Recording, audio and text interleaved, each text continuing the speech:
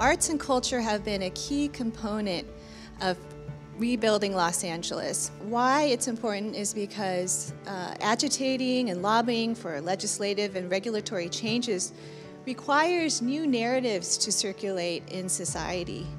And in order for society to practice new paradigms in the everyday, by everyday people, requires a cultural change. I run Freewaves, and we started in '89. Artists didn't know each other. We sort of got every media arts organization in LA County to all work with each other and all propose programming. We started working thematically, so everyone put their work into a general pool, and you would have all the ethnicities involved in that particular theme. When '92 happened, there was just so much tension in the air. I thought the media coverage was just intolerable. That's what made me think, oh, I know who to call. We have artists and video makers in particular in every neighborhood from every perspective. We put together 2 one-hour programs, and we sent it to every public access station around LA,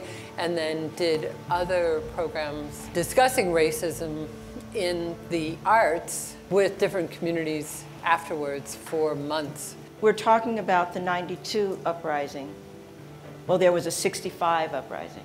The village was born out of those times when there was the frustration and needing to create something positive and create something that people could be inclusive. If we don't put the arts and creativity in our everyday life, it's going to happen again.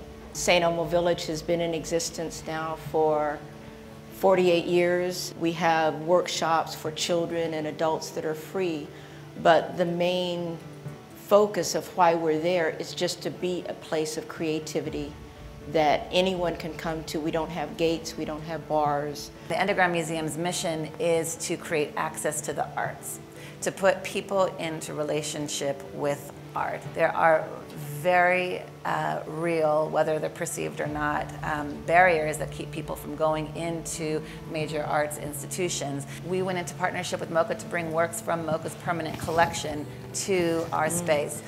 It has been an incredible, incredible, incredible journey. Primarily, I organized exhibitions and programs at Art and Practice, which was founded by the artist Mark Bradford. He wanted to start something that, like the Underground Museum, was very community-facing and would give access to arts. There's a whole other aspect that deals with transitional age foster youth who are aging out of the foster care system and providing services to that population. One of the things that I hope to do as curator is to leave enough room in our exhibition calendar to be responsive to things that are happening at this moment in time. Thinking of creative ways to have artists engage in a conversation about important social issues, but not, you know, pander to or condescend to our audiences in any way.